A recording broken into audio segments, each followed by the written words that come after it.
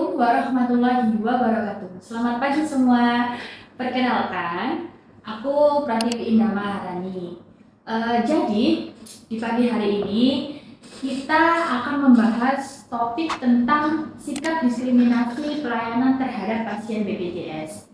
Tapi sebelum memasuki topik ini dan membahas lebih dalam terkait topik diskriminasi ini, alangkah baiknya kita perkenalan dulu dengan teman-teman aku yang cantik-cantik ini.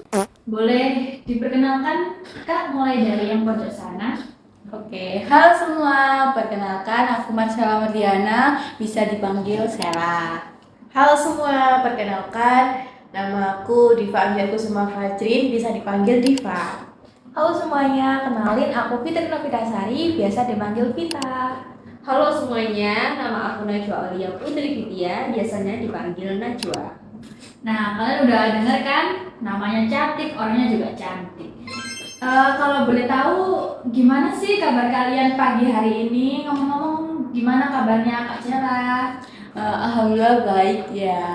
Alhamdulillah. Kalau Kak Diva? Aku setengah-setengah, aku lagi pilek, jadi suaranya mungkin agak bindeng ya kak. Oh, karena cuaca di Surabaya kali ini teman-teman lagi Betul. mendung panas, dan itu banyak banget yang sakit. Jaga kesehatan ya Kak Diva, jangan sakit-sakit. Kasih. Untuk Kak Fitri tampaknya kelihatan baik-baik saja. Ya alhamdulillah kondisi sekarang baik-baik saja. Kalau Kak Najwa, Alhamdulillah baik. ceria banget ya teman-teman. Teman-temanku ini tuh sudah cantik, ceria juga. Oke, tanpa berlama-lama kita masuk pada pembahasan topik kita pada pagi hari ini ya teman-teman. Untuk pertama-tama boleh dijelaskan dulu dong kronologisnya terkait sikap diskriminasi pelayanan terhadap pasien BPJS ini itu seperti apa? Jadi kronologis dari sikap diskriminasi ini tuh dimulai karena dari pihak rumah sakit sendiri tuh ada yang melakukan pelanggaran terhadap peraturan pemerintah di nomor 47 tahun 2021, dan juga mereka juga tuh melanggar di undang-undang tentang perumahsakitan, dan juga melanggar dari MOU mengenai pelayanan dari BPJS. Nah, latar belakangnya itu kita bisa lihat ya bahwa di rumah sakit terutama di Indonesia ini tuh pasien dari BPJS maupun dari pasien secara mandiri itu dibedakan pelayanannya. Kalau di pasien mandiri itu kita bisa melihat dari sisi mereka mendapatkan pelayanan secara cepat. Nah, dari pasien BPJS ini tuh mereka tuh mendapatkan pelayanan secara lambat karena mungkin dari pihak BPJS kan juga membutuhkan data-data yang banyak dari pasiennya. Nah, mungkin dari situ faktor yang menjadi penghambat atau faktor yang menjadi lamanya pelayanan dari pasien BPJS itu yang membuat pasien itu merasa kurang puas dari pelayanan dari pihak rumah sakit gitu Kak. Jadi latar belakang dari permasalahan diskriminasi ini tuh sangat fatal teman-teman. Seperti yang dijelaskan Kak Diva tadi, diskriminasi ini tuh dilatar belakangi karena pasien itu merasa tidak adil Betul. terhadap fasilitas kesehatan kan? Iya. Kak? Terutama di tahun 2022 kemarin tuh Kak, pihak BPJS Watch itu mencatat ada 109 keluhan dari pasien karena pelayanan dari pihak rumah sakit itu yang aduh kok gini sih gitu. Meskipun dari apa yang dirasakan sakit dari pasien kan juga jangan dibedakan dong dari yang kronis maupun yang enggak, kan ya kita juga sama-sama butuh pelayanan yang diberikan gitu kan. Jadi merasa ada tendensi negatif gitu ya, ada terhadap gap, pelayanan. betul. Oh, ada gap. Ya, betul.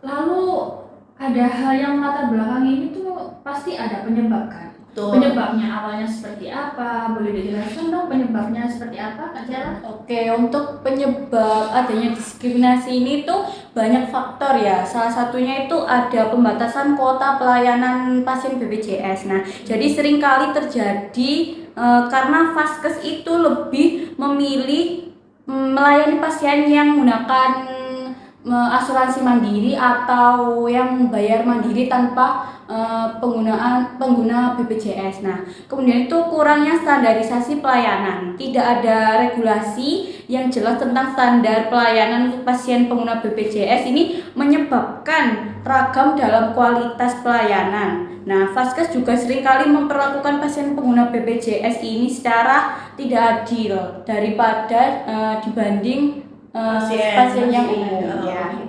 Kemudian keterbatasan sumber daya, kurangnya tenaga medis, alat kesehatan, ruang perawatan juga berkontribusi dalam hal ini karena kerap ditemui fasilitas yang kurang memadai gitu di fasilitas kesehatan. Nah, pastinya ini mengakibatkan timbul rasa ketidakpuasan masyarakat pengguna layanan BPJS. Kemudian kesehatan masyarakat itu bisa saja terancam. Nah, banyak kasus di luar sana kan pasien pengguna BPJS itu datang ya, itu dia itu seharusnya cepat-cepat ditangani seharusnya, namun itu kan kadang-kadang tidak ada ruangan, tidak ada bangsal gitu. Terus habis itu seperti yang dikatakan Mbak Diva tadi, butuh data-data terlebih dahulu. Jadi itu seharusnya tuh pasien itu ditangani cepat, ditangani dulu lah ya. ya. Tapi akhirnya itu lambat ditangani. Nah, ada juga kasus yang sampai meninggal loh. Iya, karena dia tuh lama gitu loh dapat penanganannya. Ngeri banget ya teman-teman, Iya. ironis sekali. Seperti yang kita dengar tadi teman-teman, penyebab dari diskriminasi pasien BPJS ini tuh sangat-sangat fatal loh. Bahkan sampai merenggut nyawa pasien karena ketidakadilan tadi ya Kak ya. Betul. Seperti kurangnya fasilitas kesehatan yang ada di vaskes setempat itu tuh sangat berdampak banget. Nah, hal ini tuh dapat tentunya menimbulkan stigma negatif ke masyarakatnya. Kurangnya kepercayaan ke pelayan kesehatan jadi turun gitu. Menimbulkan feedback yang buruk ya teman-teman. Padahal pemerintah itu sudah memberikan anggaran yang besar bagi pengguna BPJS ini terutama. Tapi kalau kita lihat dari penjelasan Kak Diva dan Kak Marcella dari latar belakang serta kronologi lalu penyebab dan akibat, itu rasanya tidak signifikan ya dengan anggaran yang dikeluarkan pemerintah terhadap apa yang kita dapatkan di realita kita kan. Lalu teman-teman, yang selanjutnya kita itu bakalan bahas lebih lanjut tentang gimana sih diskriminasi itu awalnya seperti apa dan awal mula permunculan diskriminasi itu seperti apa, lalu teori apa dan fenomena apa yang terjadi di diskriminasi ini. Boleh dijelaskan dong Kak Fitri? Oke, jadi setelah kita mendengarkan penjelasan dari Kak Diva, dari Kak Marcella tentang kronologis, terus latar belakang dan sebab akibat, itu tuh emang benar di Indonesia itu masih banyak sekali ditemukan di rumah sakit negeri maupun rumah sakit swasta yang menerima BPJS. Itu tuh masih ada diskriminasi antara pasien BPJS dan pasien umum. Mungkin karena emang belum ada itu ya regulasi seperti yang dikatakan tadi, regulasi tentang BPJS. Mungkin harus ada nakes yang menangani, mungkin bisa nakes yang khusus BPJS ataupun umum, jadi biar sama-sama jalan. Nah, dari direktur utama BPJS yaitu Bapak Ali Gufron Mukti, itu tuh dari sana belum bisa menjatuhkan, kayak kalau ada diskriminasi itu langsung menjatuhkan sanksi, itu tuh belum bisa dari pihak BPJS. Bisanya itu masih memberikan surat peringatan lah mungkin ya. Karena di sektor kesehatan ini tuh seharusnya kan seorang tenaga kesehatan itu mengabdi ke panggilan sosial gitu ya, kayak misalnya ada pasien ya harus ditangani, jadi tidak muluk-muluk sampai membludak dan tadi bahkan dikatakan sampai meninggal seperti itu kan, bahkan kayak jatuhannya itu malah nyawa yang melayang gitu loh.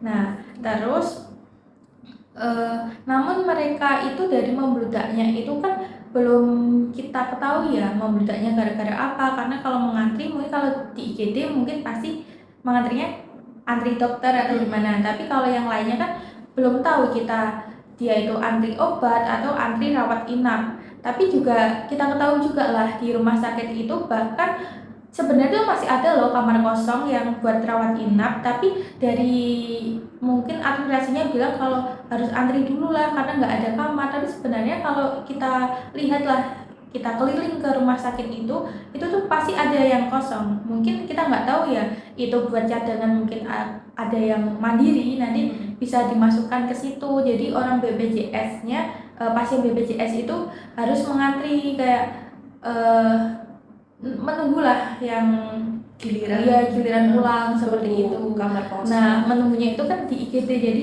itu yang membuat seperti fenomena di rumah sakit itu kayak kurang banget karena seharusnya datang berobat langsung, kalau rawat inap ya nunggu kamar, tapi itu karena regulasinya input datanya lah mungkin harus mengurus surat-surat seperti itu yang membuat membludak di IGD.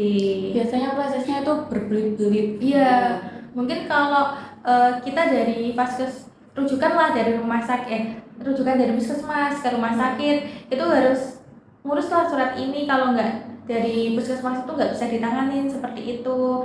Nah, kalau dari fenomena tersebut tuh dikaitkan ke teori itu termasuk fenomena tindakan oknum rumah sakit tidak sesuai dengan teori deontologi etika.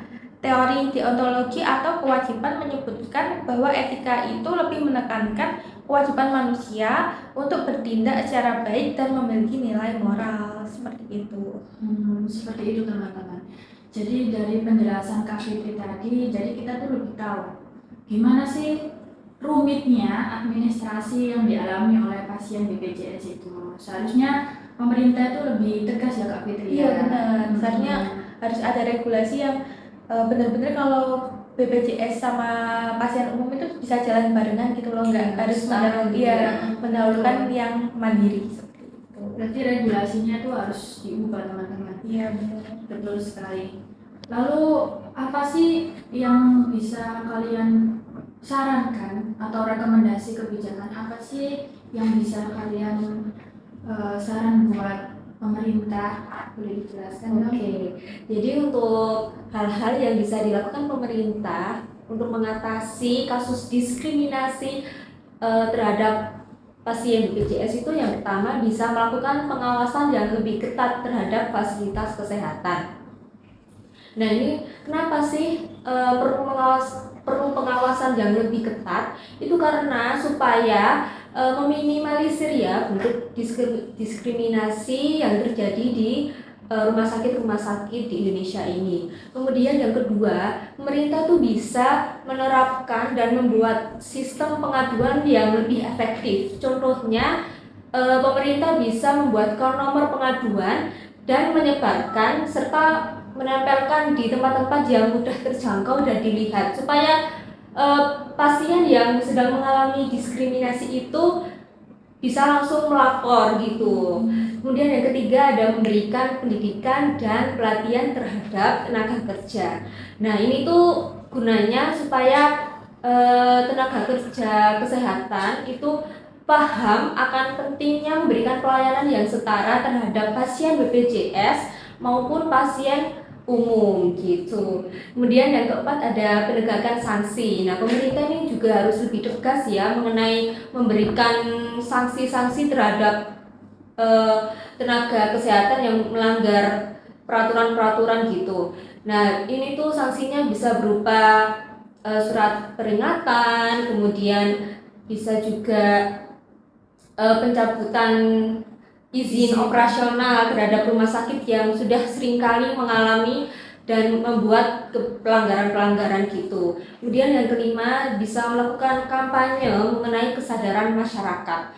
Nah, itu kampanye itu gunanya itu untuk apa sih? Untuk meningkatkan kesadaran bahwa kita itu masyarakat BPJS maupun non BPJS itu mempunyai hak yang setara untuk mendapatkan pelayanan yang adil tanpa diskriminasi.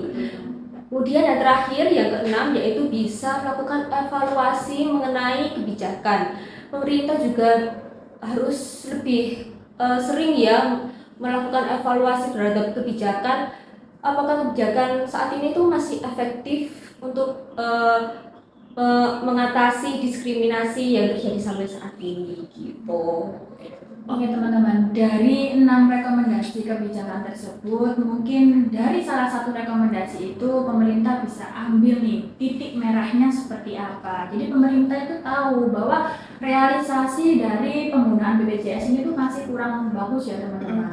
Kurang berjalan. Kurang Bisa berjalan. bisa juga nih, kemarin kan di Surabaya tuh wali kota kita juga kan melakukan audit di rumah sakit mana ya? Kalau nggak salah di rumah sakit Suwandi kan nggak salah ya. Nah, itu bisa tuh pemerintah tuh melakukan audit secara ya bisa dibilang diam-diam sih, kalau atau enggak ya jangan dikasih tahu. Jadi mungkin setiap bulan pihak pemerintah tuh ya datanglah ke rumah sakit buat Berkala ngecek. gitu ya. Jadi ya tapi jangan dikasih info. Kalau misalkan kita dikasih info kan ya bisa juga prepare. Ya, sudah Heeh. prepare. Kalau kita nggak dikasih info kan kita bisa tahu oh gini jadinya pelayanan Realnya dadakan gitu ya, betul, bisa tuh kayak gitu. Biar kita bisa tahu teman-teman kalau sebenarnya seperti apa. Betul. Nah, jadi dalam pembahasan kita kali ini terkait sikap diskriminasi pelayanan terhadap pasien BPJS ini mulai dari kronologi, lalu latar belakang, lalu penyebab dan akibat, lalu yang kedua ada pembahasan yang lebih dalam sudah disampaikan Kak Fitri tadi yang sangat runtut sekali teman-teman. Kita bisa lihat kan, kita bisa dengar, kita bisa lihat bahwa pasien BPJS itu sangat-sangat kasihan ya. Karena mulai dari administrasinya yang dipersulit, mulai dari pelayanannya yang mengalami ketidakadilan, dan ada gap antara pasien umum dan pasien BPJS. Betul sekali. Lalu langsung saja teman-teman untuk kesimpulan pembahasan kita kali ini adalah pasien BPJS di Indonesia merupakan salah satu permasalahan etika yang serius. Berakar dari pembatasan kuota layanan untuk pasien BPJS menciptakan ketidakadilan dan mendorong diskriminasi. Hal tersebut karena kurangnya pengawasan terhadap fasilitas kesehatan yang kurang efektif, memungkinkan praktik diskriminasi ini terus berlanjut pada vaskes-vaskes setempat. Lalu tekanan finansial yang dihadapi oleh pasien dan fasilitas kesehatan, terutama rumah sakit swasta, dapat mendorong mereka untuk memprioritaskan pasien yang membayar secara tunai. Maka diperlukan kesadaran tenaga kesehatan akan pentingnya memberikan pelayanan yang setara terhadap pasien BPJS. Oke, terima kasih buat Kak Cela, Kak Diva, Kak Fitri, dan Kak Najwa untuk pembahasannya yang super duper jelas banget terhadap pasien BPJS ini. Kita cukupkan sampai sini ya teman-teman. Sampai jumpa dan selamat pagi. Bye-bye.